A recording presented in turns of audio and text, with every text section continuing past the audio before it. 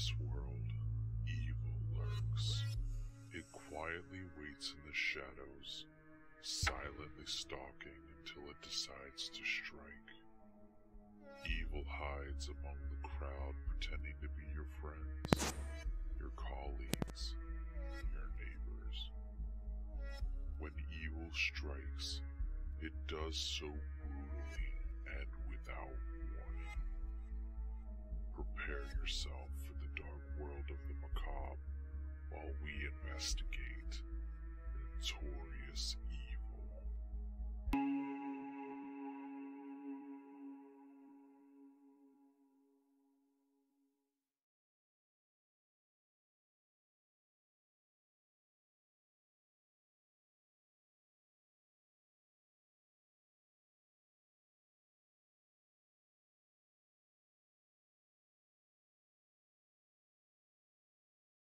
Welcome back to Notorious Evil. Today is Tuesday, which you know what that means. We're going to talk about some twisted people.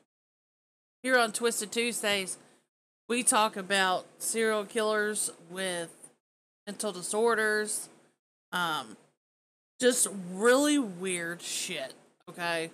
Just really weird shit. So, as you know, we have one main serial killer and four lesser known, and you know, they're not all, you know,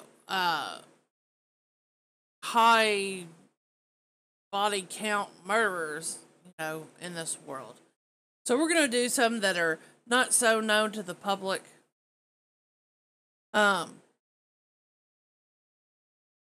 So our first guy that I want to talk to you about, well, maybe not a guy. Let's get into the really fucked up. Okay?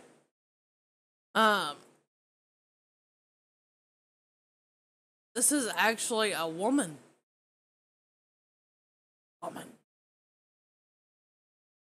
Here you'll see Irma Grease.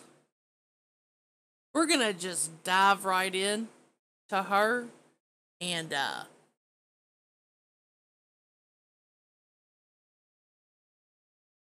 her crimes. Okay, so this is Irma Grease. Her nickname is the Beautiful Beast and the hyena of Auschwitz. Yeah, it's get pretty.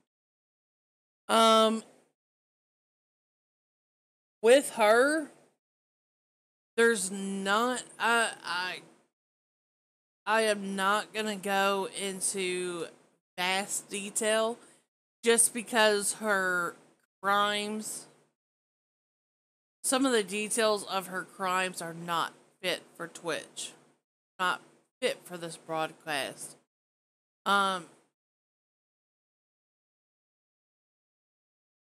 If you would like to look her up, you feel more than free to. But yeah, we have to have some discretion.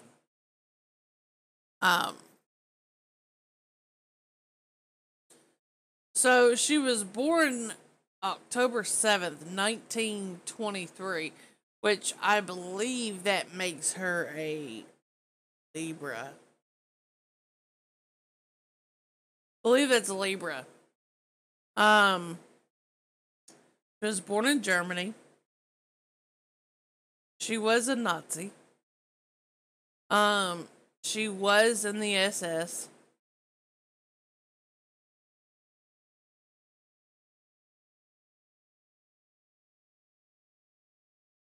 Her rank was SS Helfrin, which I don't know what that is. But, most serial killers don't have a really happy upbringing, or, even though her crimes were in war, it doesn't matter. She's still considered a serial killer, pretty much. Um, she was the third child of three girls, but her mother, she's had a history of mental illness in her family, regrettably so. Her mother committed suicide by drinking hydrochloric acid after discovering that Alfred, her father, or Irma's father, had an affair with a local pub owner's daughter.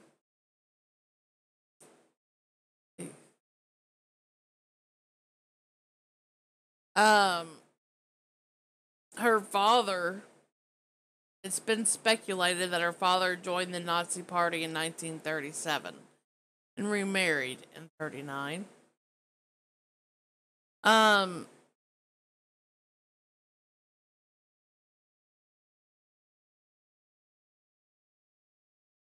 she she dropped out of school at age 14, probably due to she wasn't like she wasn't a scholar at all. Um, she was bullied by her classmates for being dumb, academically dumb.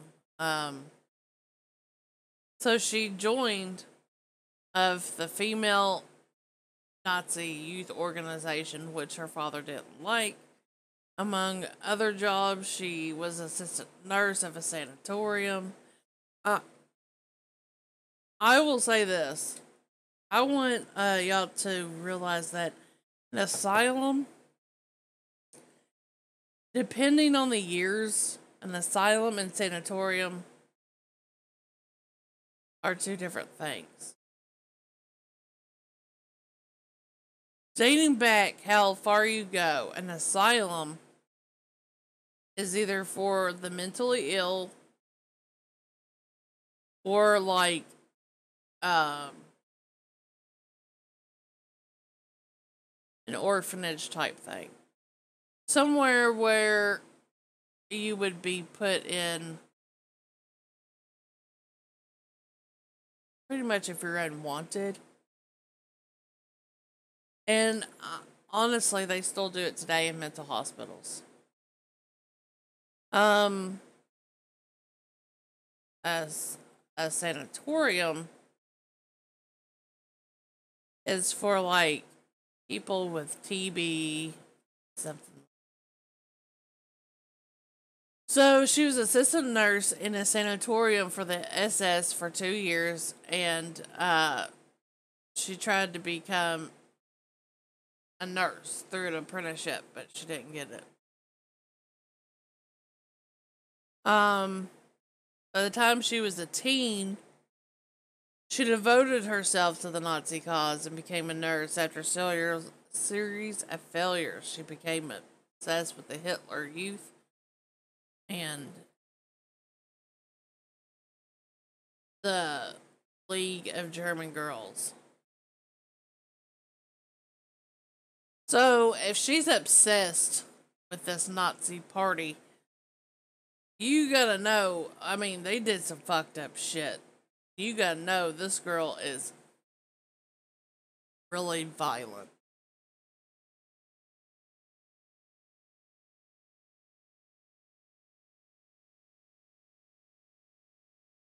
Um, I'm trying to see this stuff where I need a censor. Um,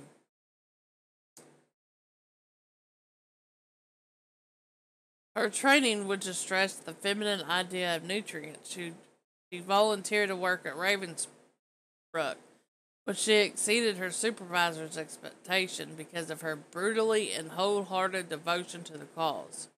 Brutality. She was everything that the Nazi Party wanted a guard to be, blindly dedicated, was soon to promoted to a guard at Auschwitz. From mid 1942, she was a guard, Osford, at Ravensbrück and um, She was the second highest to female, open to female Casey Wardens. So she was pretty up there. Um,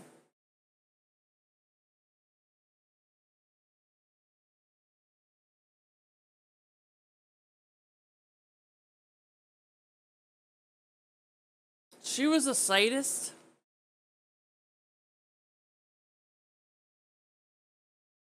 Um, Probably one of the worst kinds of sadist. Yeah, some of her stuff is too awful to say. Her violence was psychological, sexual, and almost inhuman. She beat prisoners until their faces were completely raw, kicked them with her hobnail jackboots until they bled. Um, Used her dog on prisoners, forced men and women to hold rocks above their heads and nails for hours at a time. Um,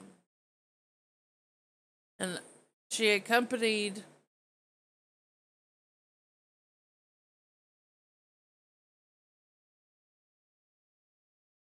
a prisoner evacuation transport from Auschwitz to Ravensbrück. And let's see. Yeah, she's a sadist. It says right here. So, damn. She was in cahoots with Joseph Mengele. You're not familiar with Joseph Mengele. He's a motherfucker. He he would do trials on twins. He was just like he was an awful guy. Awful guy. She had several lovers. Um, Including him. Greece forced an inmate surgeon to perform an illegal abortion because she was with a man and he got her pregnant. Nope.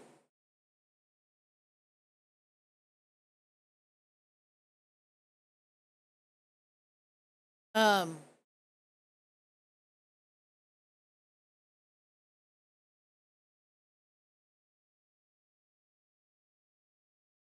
so her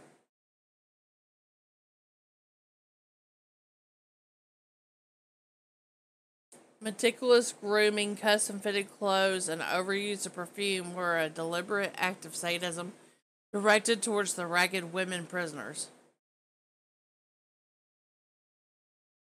Look how hot I am.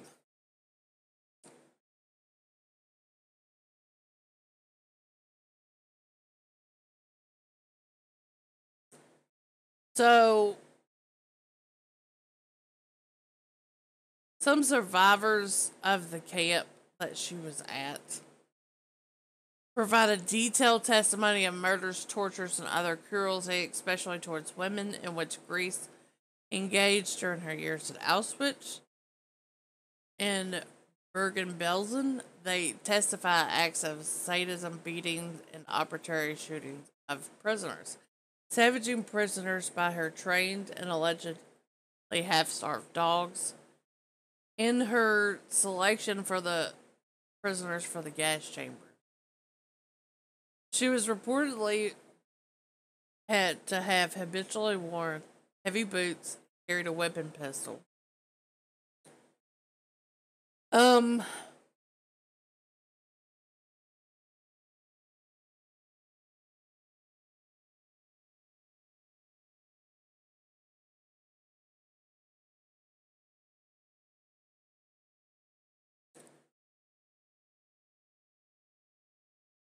So she was executed. She was put on trial, labeled labeled as Beautiful Beast. Along commanded Joseph Kramer, the Beast of Belzen. The charges against some of the other female wardens, there was a total of 16 that were charged. And as serious as those against Grease, she was only 3 of the female guards to be sentenced to death. 9-week trial. After a 9-week trial, Grease was sentenced to death by hanging.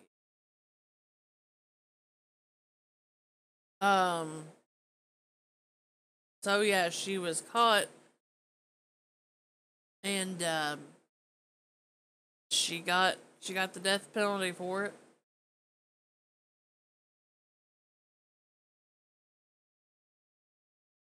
Wow. Apparently, she's gonna be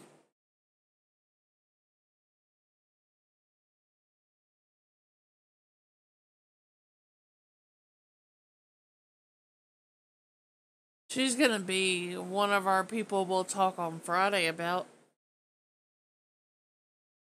for our film Friday, because she was an inspiration for a Nazi exploitation film called Issa and the She-Wolf of the SS.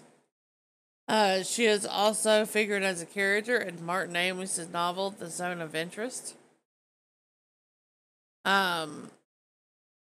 She's had some other, like, not as popular as some of our other people that we will be taking a look at, but she has had literature and movies made about her. This woman is an absolute fiend. Like, some killers I can honestly say, like, I feel bad for them. Or they seem like good people if they weren't crazy. I know that's crazy to say, but I mean, like, if you actually watch interviews of them, Ed Kemper is one of them. Like, how does this dude murder somebody? Maybe it's their charm that makes him seem that way. But Ed Kemper is one of those, but you can stare at her face and be like, yeah, you are a despicable human being. You can see the hatred in her face. It's just horrible. She has came from a line of mental illness, but I guess since she was a Nazi, and at that time frame, nobody tested her. So we have no idea if she was schizophrenic, if she was paranoid, schizophrenic, borderline personality disorder. We have no idea what was wrong with her. Because to do some of the heinous things she's done, I would think that you would have got to be somehow mentally messed up or something. Something has to give. And, like, well, with most serial killers, she's had an awful upbringing. Like, her mother drank hydrochloric acid. If you don't know what hydrochloric acid is, I will tell you. It is a type of acid that really fucks you up. Hydrochloric acid is corrosive, strong mineral acid with many industrial uses. A colorless, high pungent solution of hydrochloric chloride in water. When it reacts with an organic base, it performs hydrochloric salt. Hydrochloric acid was discovered by the alchemist in 800 AD. Um,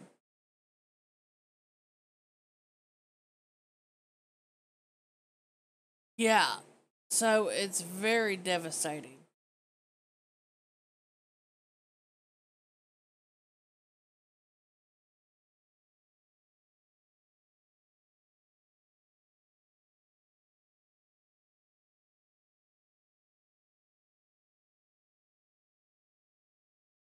Presence in living organisms.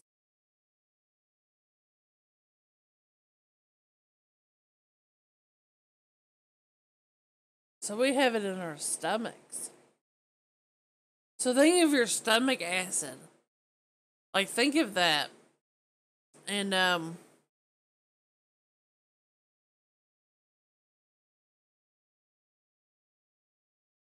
think of like if you have real bad heartburn or real bad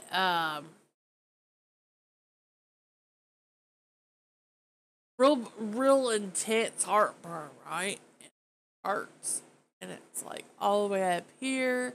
And it's like and you like squint your face and try to swallow. Think about that, but 100 times worse because you're drinking that. That is a painful, agonizing way to go. And you have to be insane to do that. Um,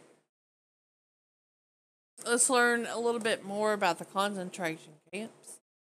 At, um, Ravensbrück, pronounced, yeah, that's in German. Or that's in Russian. Was a German concentration camp exclusively for women from 1939 to 1945, located in Germany, northern Germany, north of Berlin. The site of near the village of Ravensbrück. The largest single nation group consisted of 40,000 Polish women. Others included 26,000 Jewish from all countries. 18 wow. 18,800 Russian, 8,000 French, and 1,000 Dutch. More than 80% were political prisoners. Mainly, many slave labor prisoners were employed by Simmons and Helsky. Medical experiments to test the affection of the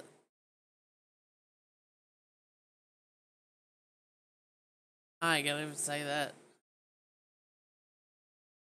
The in spring of 1941, the SS established a small adjacent camp for male inmates who built and managed the camp's gas chambers and for some 130,000 female prisoners who passed through Ravensbrück camp. About 50,000 perished, and some 2,200 were killed in gas chambers, and 15,000 survived until the liberation.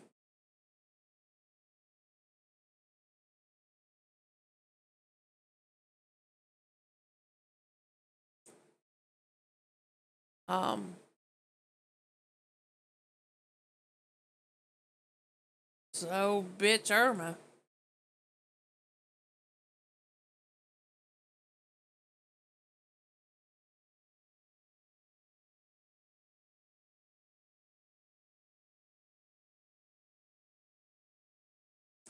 There is now a memorial site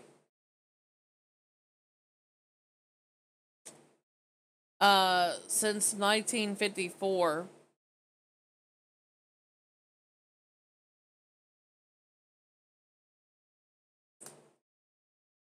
built there. Let me see. Um, So, here's an important question. Like, how did they get it? How did she get justice? How did Irma Grease become to, like, it's Nazi Germany? How did they, like, you're a bad person and whatever? Well, after the liberation,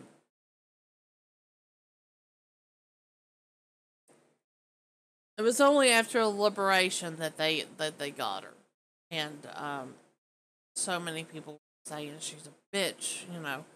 She did this, she did that. They were like, oh yeah, okay.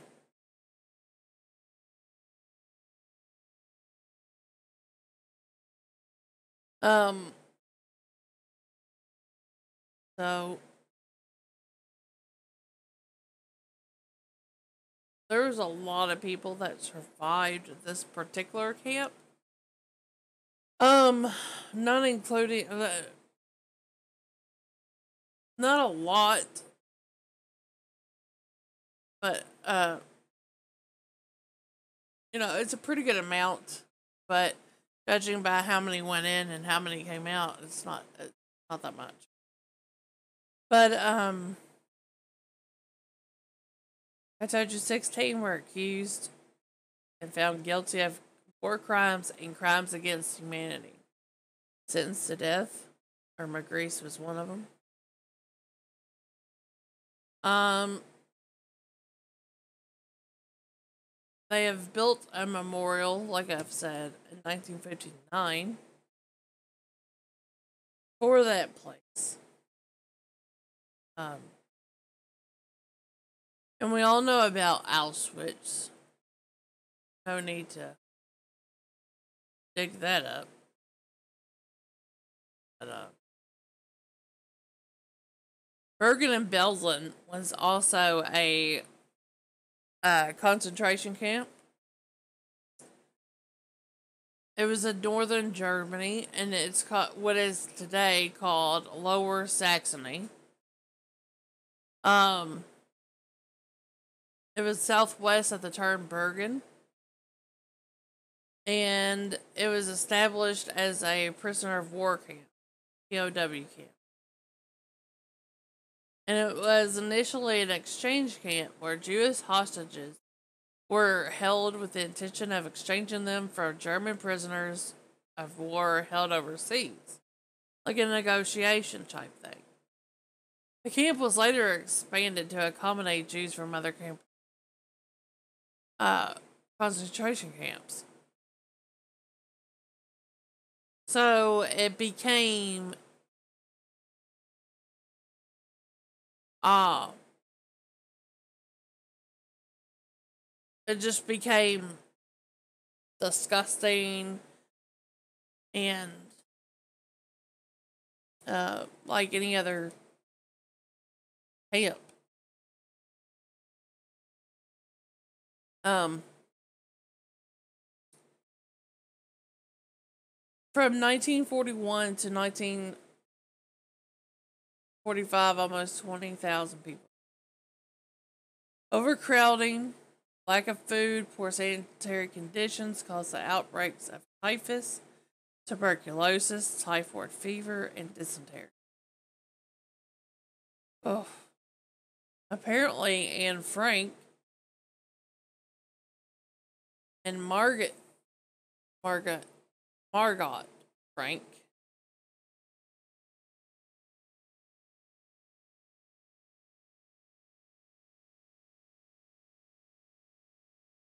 Oh. The camp was liberated on April 15th, 1945, by the British 11th Armored Division. The soldiers discovered approximately 60,000 inside. Most of them half starved and seriously ill. And another 13,000 corpses, including those of Anne Frank and Margaret Frank.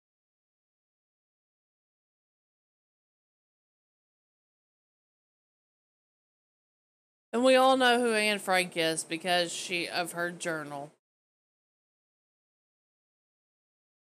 This is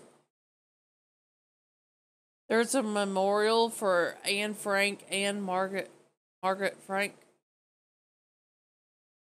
uh, at the former site. So they actually buried her and gave her a good, honest burial. So just trash. Oh.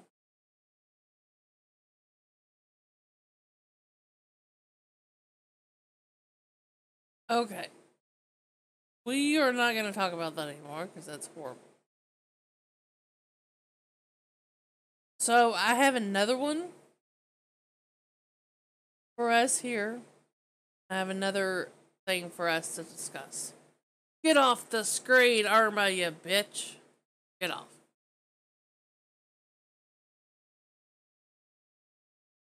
So,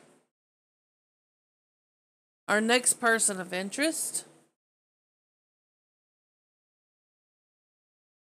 is Kristen Gilbert. Has anybody heard of Kristen Gilbert? Not. So, Kristen Gilbert was born on November 13th, 1967. She was born in Fall River, Massachusetts. If anybody knows about Fall River, Massachusetts, should know about semi-popular woman named Lizzie Borden. Yeah, same place. It's kind of creepy, isn't it?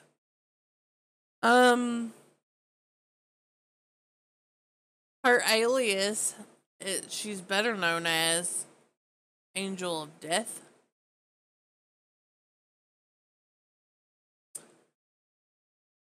So, I can tell you a little bit about her, right?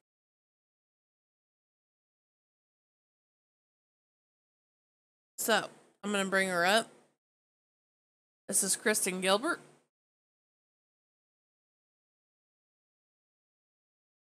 Kristen began working for Veterans Affairs Medical Center in 1989. So, the VA. That's fucked. And was featured in a VA Practitioner magazine in April of 1990. There were numerous deaths during her watch, but she was jokingly called the Angel of Death. But not for long. 3 nurses reported their concerns in 1996 after more patients are dying from cardiac arrest and the supply of epinephrine are decreasing. Epinephrine is something that helps with heart attacks and things like that.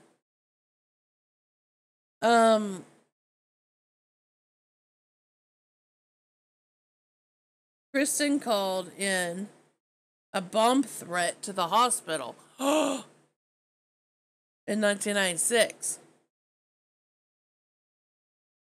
Kristen checked herself into psychiatric hospital 7 times in the fall of 1996, with a stay about 1 to 10 days every time. She was on trial in January 98 for the bomb threat and was arrested and convicted in 98 in her residence in New York. It is believed that Kristen may have been responsible for over 80 patients dying in over 300 medical emergencies, but was not proven.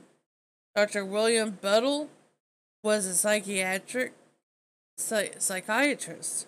who was also the chief of staff at Northampton BAMC,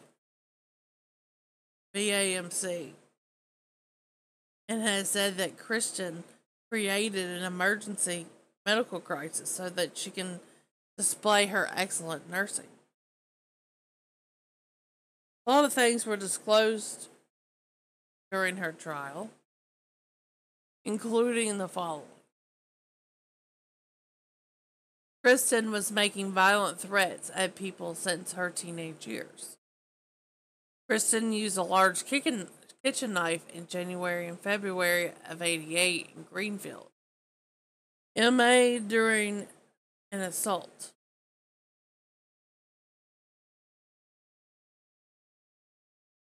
Kristen tried to murder someone twice in 1995 with poison. Wow.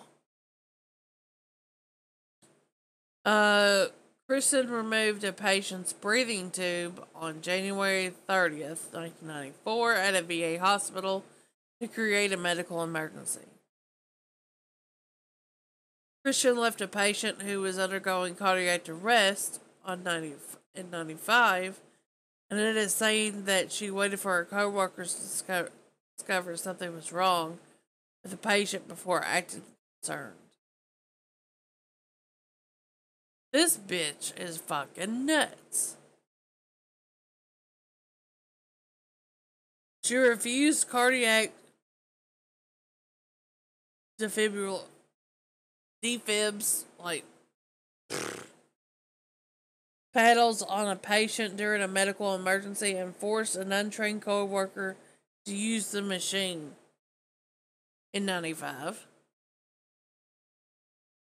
Kristen verbally and physically threatened one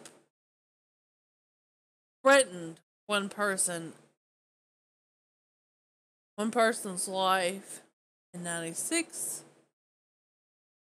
Kristen was willfully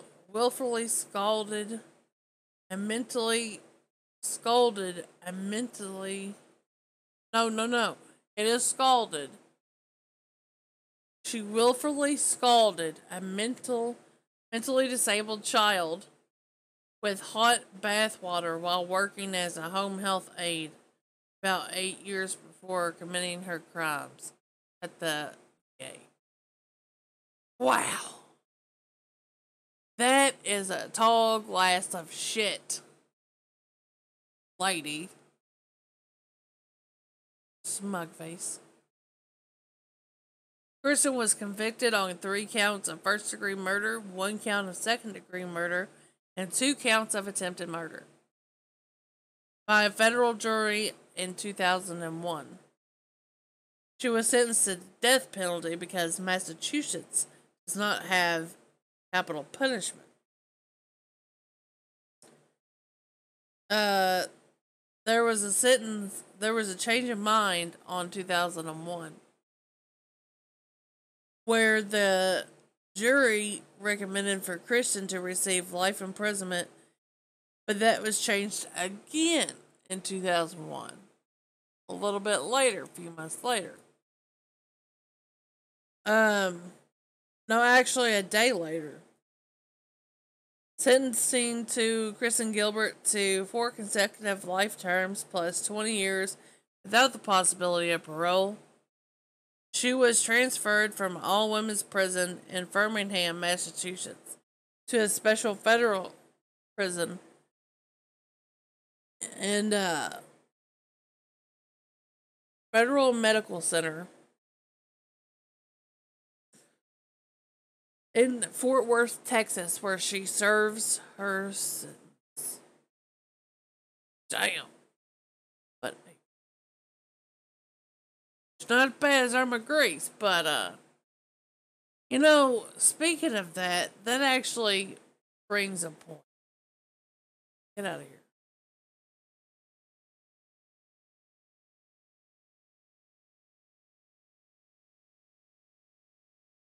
Oh.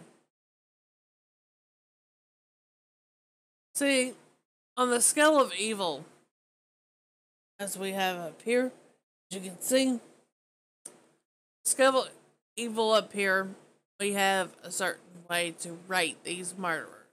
Like Kristen Gilbert, Norma Grease.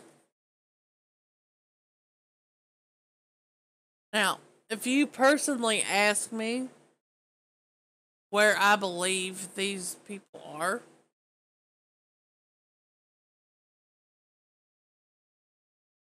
I believe Irma Grease is a 16. Why so low? Uh, Let me read to you.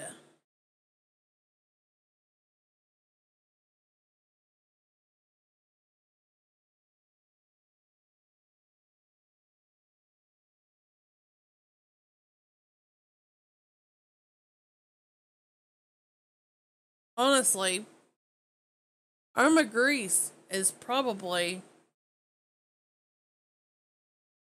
actually a 22. Psychotic torture and murders. Defined by primary motivation to inflict prolonged diabolical torture. Most in this category are male serial killers like Jeffrey Dahmer. This girl was horrible. I mean, she was probably the worst serial killer I have ever read about, discussed in my life. Like, oh my. Now, as you can see, she's on the highest. 22 is the highest you can go on the scale. And that is psychopathic territory. Kristen Gilbert, on the other hand, I think will be a little bit lower. Why? One, she's not as bad. But,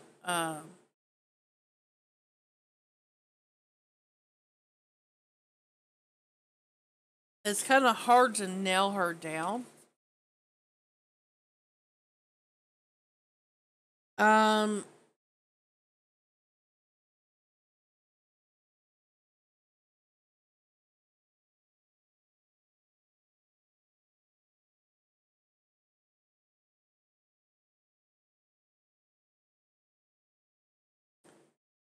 she's not an impulsive murderer. She's higher than that. I don't think she's semi-psychopathic either. I think, I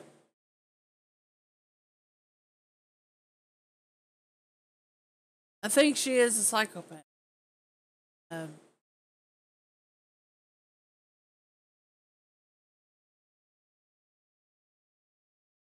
I really can't pin her down by myself. I mean, I have the scale of evil right in front of me, and I really can't even pin her down. I mean, because there has to be a lot more extensive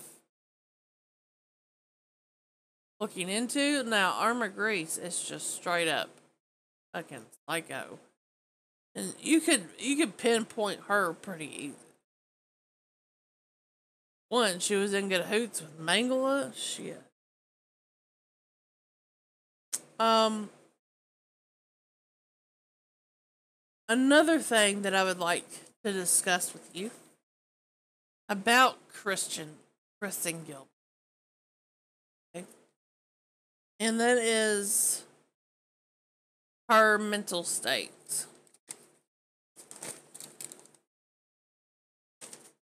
Her mental state is pretty. She is known to have bipolar disorder,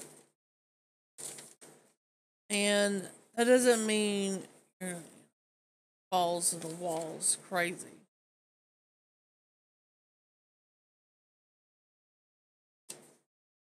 Maybe it does. I cannot seem to my notes on that. Well, yeah, I can't seem to locate my notes. But she has bipolar disorder, which explains a lot, actually. Um,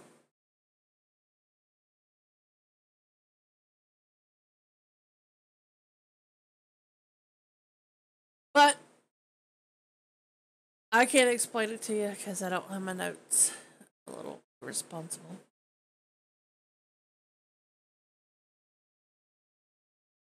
Anyways, um,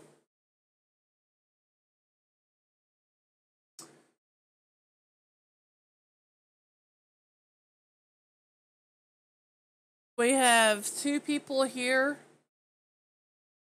that we need to talk about. And they are both schizophrenic. And the difference between them is one is a paranoid schizophrenic and then one is just schizophrenic. But even though their mental diagnosis seem like kind of simple, it's nothing.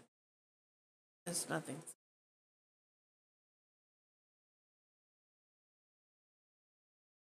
The man I'm about to show you is an Ahmed Surati. He's an Indonesian man who is a self-described witch doctor. And I'm going to actually let you see for yourself. I have a video about him. So enjoy. If he wants to have a more powerful magic, he must kill 70 women. Dia didudukkan ke dalam lubang dengan posisi duduk, kaki memanjang, baru dia melakukan pencikikan. Convicted for murdering 42 young women, Indonesia's Ahmad Surati was one of the most prolific and hideous serial killers of all time. Lantar masih di mata ibu aja tuh anak ibu. Sendirian itu lah. Tolong pun ada orang yang tahu. Kok tega kayak gitu?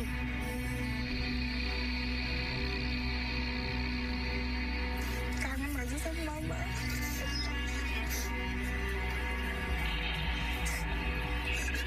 Gak bisa-bisanya mama saya yang dibunuh.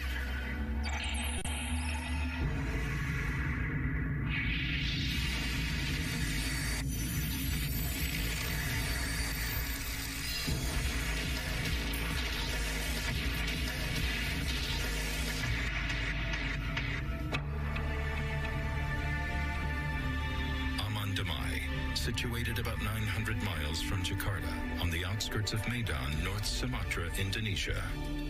It's an eerie little hamlet where sorcerers are revered. April 27th, 1997. A young man walks into a vast, desolate sugarcane field to gather weeds to feed his livestock. Heavy rain the previous day has washed away shallow layers of topsoil. Within 10 yards of walking into the field, the man sights a large mound of dirt that looks unusually out of place. Alarmed, he rushes to inform the village head, Sugito. Kami gali lah gitu, kami cucuk gitu kan, ternyata bau bangke kan saya cium gitulah kayu itu. Pulang saya lapor kepada kepling saya. Nah, disarankan sama kepling, suruh lapor Koramil. Nah, lapor saya ke Koramil. Kata Koramil, tolong kalian bongkar. Kalau itu mayat jangan kalian pegang katanya. Jadi kalau kalian hewan udah kau tinggal terserah. Sugito gathers a group of villagers to help hasten the digging process. Around 7 p.m., 6 men start to dig up the mound and its surrounding area.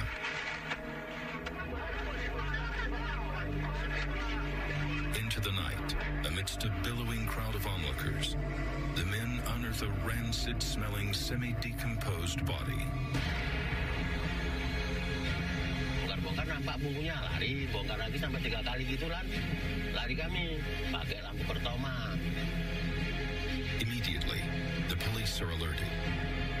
Naked, bloated, and putrefying, the body of a young woman is removed from the muddy grave. Recognized vaguely by onlookers, she is 21-year-old Sri Kamala Dewi. The victim's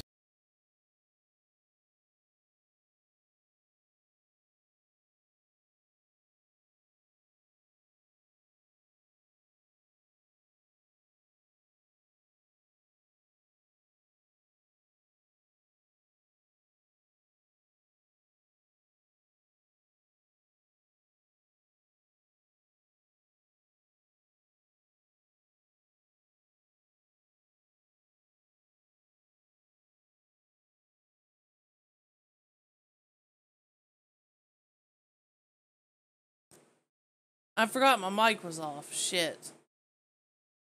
I can't show you that video. That is too graphic for Twitch. And it is way too graphic to show live. Period. I'm sorry for the inconvenience. Really am.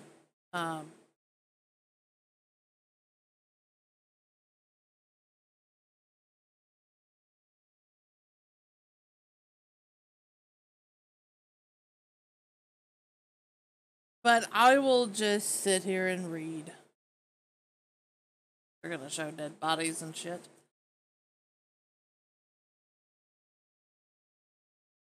So he's a self-described witch doctor. Arrested by authorities after 3 bodies was found buried in a sugarcane on his property. He initially confessed to killing 16 women over a 5-year period. But upon further investigation of his property, it was revealed that there was clothes and watches belonging to 25 women. After questioning him, his body count rose to 42 over an 11-year period. Ahmed, 3 women, all sisters, were also women. Wait, his 3 wives, all sisters, were also arrested for helping him bury and cover up the murders. The oldest wife, Tumani, was tried as an accomplice.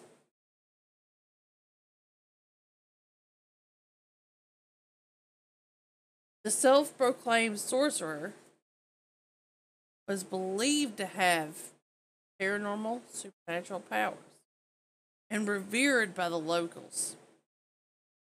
Women would have him cast spells on their boyfriends and husbands to make sure that they were faithful. Police believe the ages of the victims was from 11 to 30. A great deal of them were prostitutes.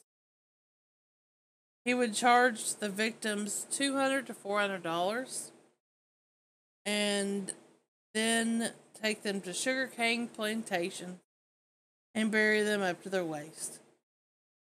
It's a magic ritual. Once they was in the ground, he would strangle them with an electric cable. Then he would drink their saliva, undress the corpse, and rebury them, and their heads point towards his home to increase his power. Ahmed told police 9 years ago that he had a dream of his ghost father told him to kill 70 women, drink their saliva to become a dukin, or mystical. At least the last of the 42 bodies was being unearthed. He was sentenced and killed by a firing squad. Woo. Now, I gave him a rating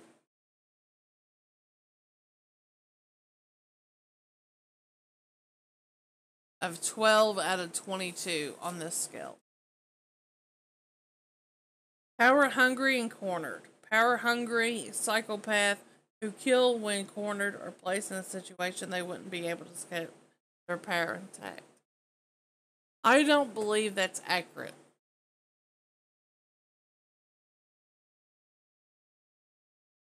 I don't believe that's an accurate depiction of him. Honestly. At all. I don't think that he was power hungry. He is, but not in that particular esteem. I think he's more power hungry to be like witch doctor power hungry. I don't think he is what describing what we were thinking. I know this is going a little fast, but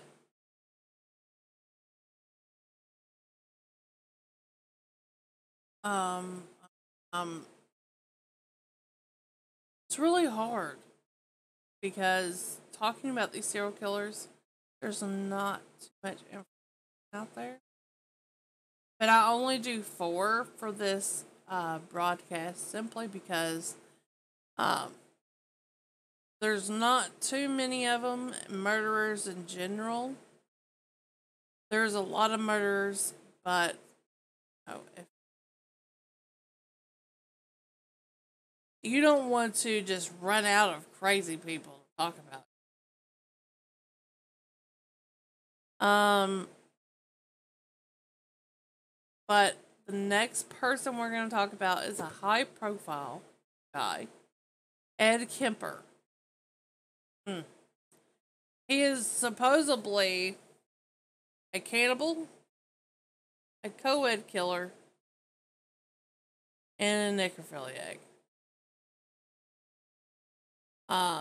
He will also be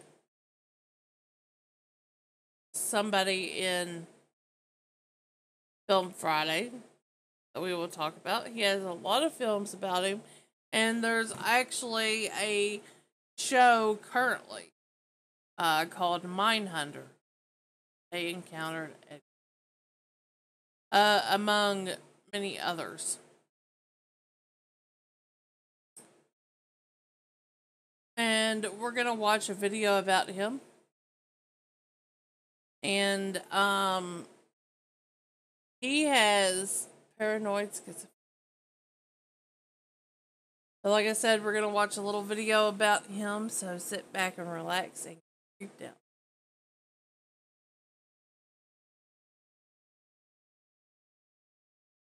You want to create a stunning website.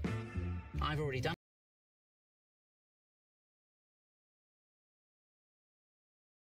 Trying to pass the ads. How did we get here?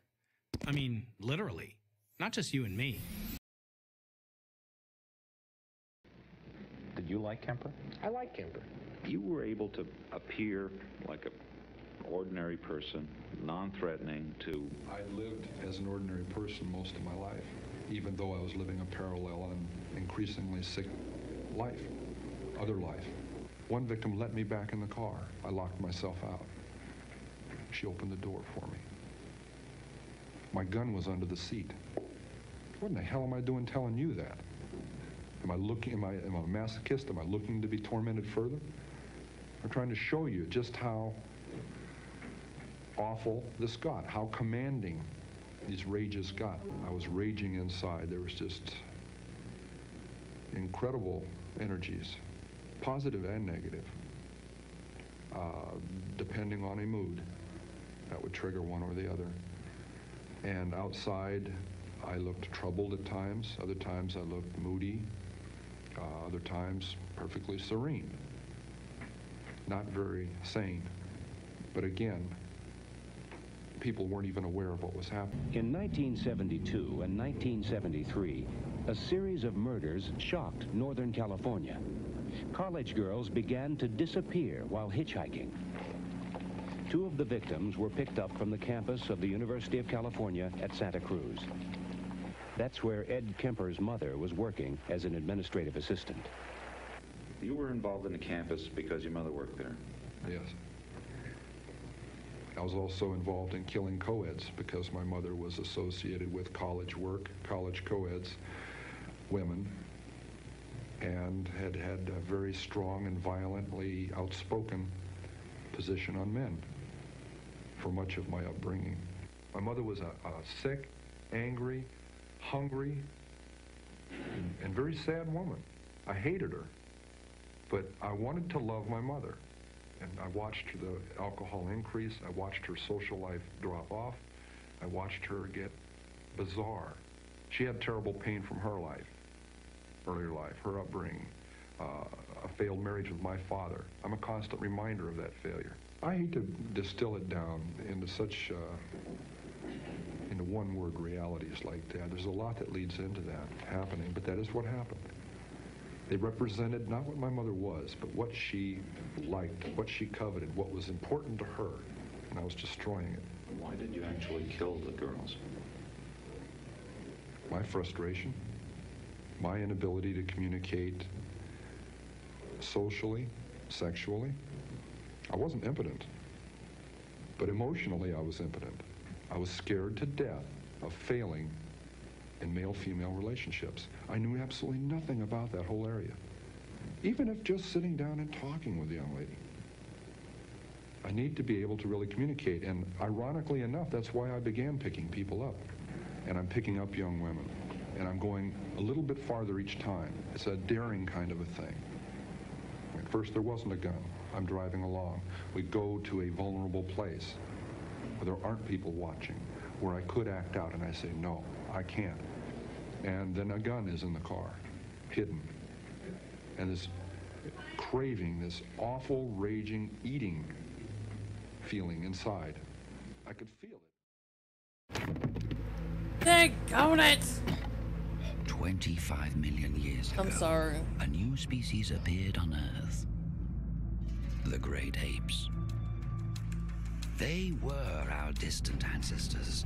Through evolution, they gave rise to new, more advanced species.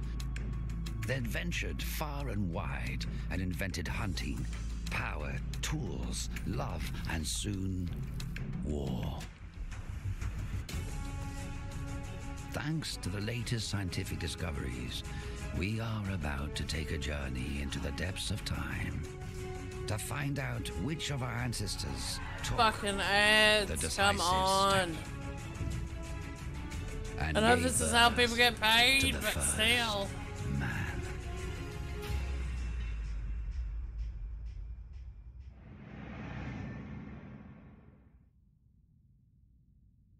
Get back to Ed. Good. Eating feeling inside. I could feel it consuming my insides. This fantastic passion. It was overwhelming me. It was like drugs. It was like alcohol. A little isn't enough. At first it is. And as you adjust to that psychologically and physically, you take more and more and more. It's the same process. So it finally came down to the thing of, do I dare bring this gun out? Already realizing if that gun comes out, something has to happen. It was going to happen. I didn't see it then, but it was going to happen. I was playing a dangerous game with a loaded gun that got us all. On one occasion, Kemper picked up 2 roommates in Berkeley.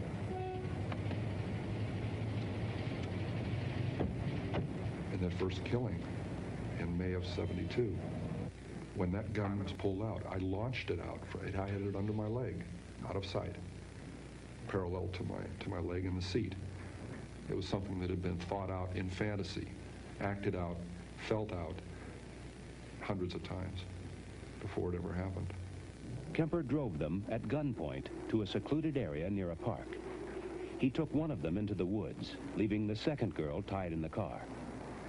I just gone through a horrible experience with her roommate, stabbing her. And I was in shock because of that. I couldn't believe that it was that way. And I'm walking back there bewildered. I gotta kill her. I can't let her go. She's gonna tell on me.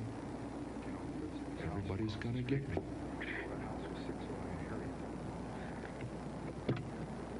She sees the blood on my hands. What are you doing? And she pulled back and she gasped. And I think, whoa, I don't want her to know what happened. I said, your friend got smart with me. She'd been getting really smart with me a lot, but I never hit her. I killed her, but I didn't hit her. I said, your friend got smart with me and I hit her. I think I broke her nose. You better come help. She's about to die. Why does she have to know that? I couldn't deal with telling her that. And when I attacked her, she didn't at first realize what was happening. It didn't go through. She had very heavy coveralls on. It knocked her right up into the lid of the car, but it didn't pierce the clothing. So it wasn't that swell a knife anyway. I went out and bought a pawn shop, huge knife. And I kept on just mindlessly attacking. She falls back into the trunk. I just killed a young woman. I slammed down the lid of the trunk. She isn't dead, she's dying. And I panicked. I thought, I just locked the car keys in it because I can't find them in my pocket. Oh my God, I locked them in the trunk. I'm kicking on the trunk lid and yanking on it. Oh no, I don't believe this. I started to run, and I tripped over the gun that I'd had in my pants that I had totally forgotten was there. I stopped. I said, stop and think. I collected my wits. Check all your pockets. I picked the gun up. I stuck it back in my pants, now remembering I had one. I checked all my pockets, and there's the keys in the back pocket. I never put them in my back pocket. Everyone makes mistakes, and that's what we have to hope for. The more mistakes they make, the better their chances. I thought I was pretty slick, and went and tripped all over myself. That first 2 murders, the first 24 hours, there were 3 clear times I should have been busted, and I wasn't, because 3 different individuals or 3 different groups of people got scared and minded their own business and looked the other way. Some of the people who are committing murders, even as we speak, if they're doing it by themselves and they tell no one about it, they could go on undetected until they decided to stop. And the police wouldn't catch them unless we just happened to roll up on them while they were doing it. Even after police Happened to warnings roll up against on 'em. hitchhiking and an increased bus schedule on the campus, Kemper had no trouble picking up hitchhikers. Ironically, one warning advised riding only in cars with university stickers. Kemper's car had such a sticker. My mother worked at the campus, and I had an A sticker on my car, and obvious access day or night to the campus. I was picking up some very lovely young women. You know what we were talking about as we're driving around, almost as often as not? This guy that's going around doing this stuff. And the second they started talking that, they didn't realize it, but they were getting a free ride. I couldn't touch that with a 10-foot pole, I swear. You know, but they'd be telling me all about this guy, and they're comparing notes and speculating on what he looks like, how he carries himself, why he's doing this stuff, telling me about it. So how come they get in a car with somebody at that time? She judged me not to be that guy.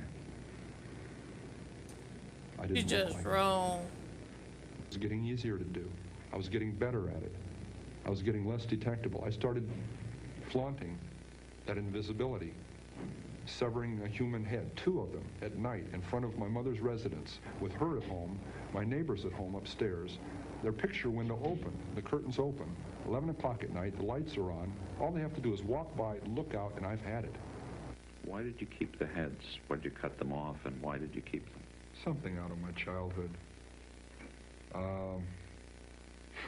I could put it on an incident. I mean, my father chopping the heads off of our 2 pet chickens, and my mother insisting that I eat them for dinner. You know, we could say it was something that simple. I don't think it was. Now, my dad heads out back with a hatchet. I got on my bike and I tried to stop it. I remember that. I got on the bike, rode around the block. I was crying. I haven't talked about that for a lot of years. I'm sure that may have implemented something, that may have gotten something rolling, but along fantasy lines. But it took a lot of years of development along those lines to really get off. But how are you able to, in 1 minute, have someone's head in your hands, and very shortly thereafter? Living through a fantasy, however that would relate to that severed head. And then 5 minutes later, I'd put that away, and there'd be a knock on the door, and I'd put it away and answer the door, and the landlady would be there, and we'd discuss it. Discuss what? Reality. Her reality, not mine. Some people go crazy at that point. I felt it. It was one hell of a tweak. I mean, to just flip out and not know where I was. To be walking up the stairs with a camera bag that belonged to a young woman that had her severed head in it. Walking up to my apartment past a happy young couple coming down the stairs who nodded and smiled at me as they went by. Good evening. And they're going out on a date where I'd love to be going. And I'm aware of both of these realities, and the distance between those two is so dramatic, so amazing, so violent, that really, I could feel the wheels squeaking inside. That was really pulling on it. And I imagine at that point some people break. But I didn't literally go insane. I didn't get lost. And all this time, Kemper was able to seem normal. He even hung out at a bar across the street from the courthouse, making friends with policemen, trying to pick up information. They'd buy me a beer, I'd buy them a beer. casual relationships, but I was poking around a little bit trying to find some things out.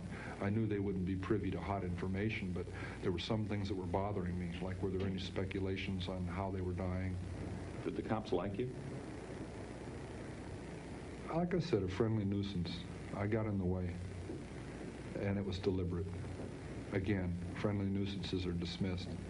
How did you get the knowledge to outsmart the police? Watching television, believe it or not.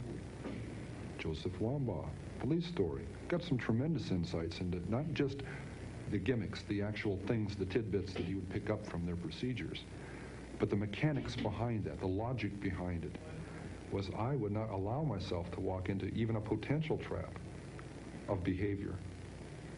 And one of those was talking about those crimes too much to people, initiating conversations about that. There was a memorial service for 2 of the victims. Yes. Were you tempted to go? Yes. But I'd seen one too many episodes of one too many crime shows where that is one of the available resources for clues. Tracking down the attenders. One man taking pictures of the people there to eliminate as potential suspects. some police department, now they actually came to your house to pick up a handgun. Sheriff's representatives. One of the detectives was upset because he heard I had a .44 Magnum pistol and was a convicted man. He came to take the gun away, and it was on he and his sergeant detective. They were staking out the wrong house. It was across the street, and I'm playing around with the car, standing next to the gun in the trunk. They come over and ask me about, excuse me, sir, do you know who lives in this house across the street here? Well, that house was 609 Harriet. He crossed back over to this side into 609 Ord, and they were looking for me and didn't even know that, see what I mean? Bad news. Well, at any rate, we walk into the house to have them ask my mother about this other house, and I'm saying, hey, which 609 are you looking for? And they said, are you Ed Kemper? Yes. And it goes on.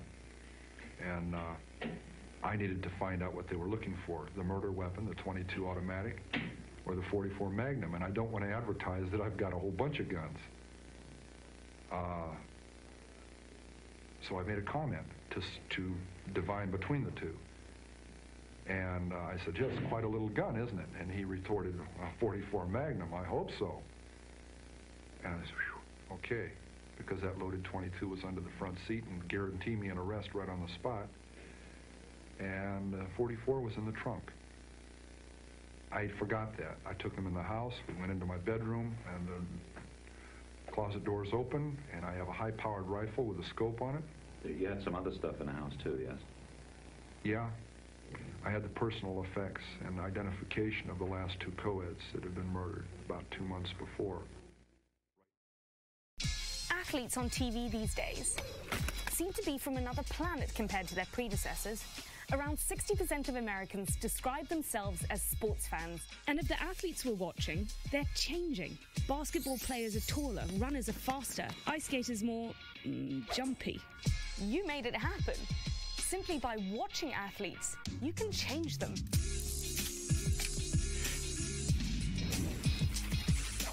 In the 1920s, the average offensive lineman was 6 foot and 211 pounds. In 2011, 6 foot 5 and 310 pounds. An average gymnast would have been 5'3" 30 years ago, and is now on average 4 foot 9. And in the 1950s, a basketball player would have been 6 foot 4, and now on average is 6 foot 7. On average, that's not tall, that's high. This is a low point. Performances have changed too. They're faster, further, higher, and stronger. Constant improvement is great and all, and I understand that's sort of the point, but what's actually fueling that drive? In 1 year in the US, there are 100.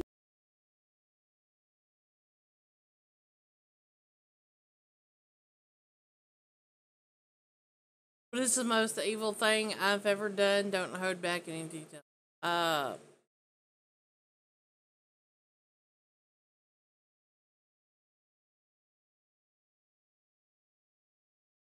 haven't really done anything really evil. Well, here's the thing. What do you consider evil?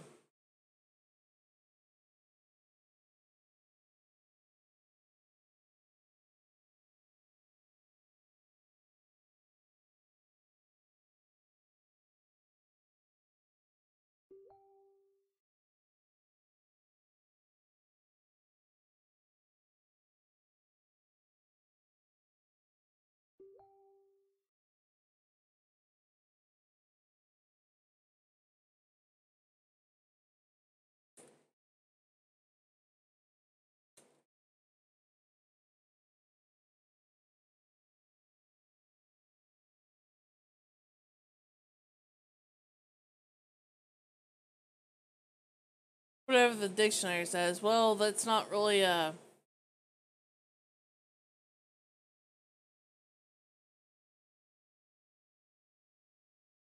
good statement. Because, tell you what, that's usually the scale of evil.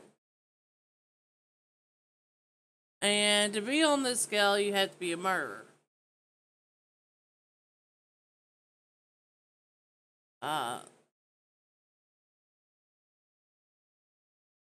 So evil as a normal person and not a murderer, honestly, could be anything. I haven't really done anything that I would perceive as. What about you? Are you evil?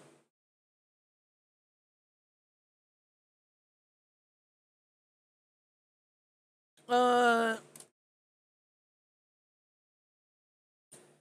wouldn't say you're evil. I would say you're a sexual deviant. I wouldn't say you're evil. No.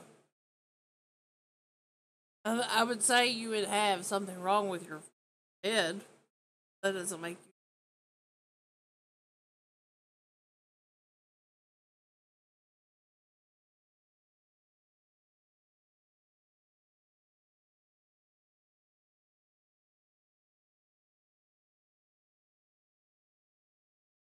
You actually caught me at the end of my broadcast.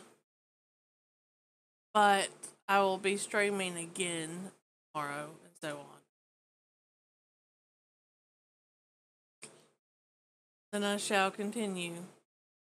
No problem.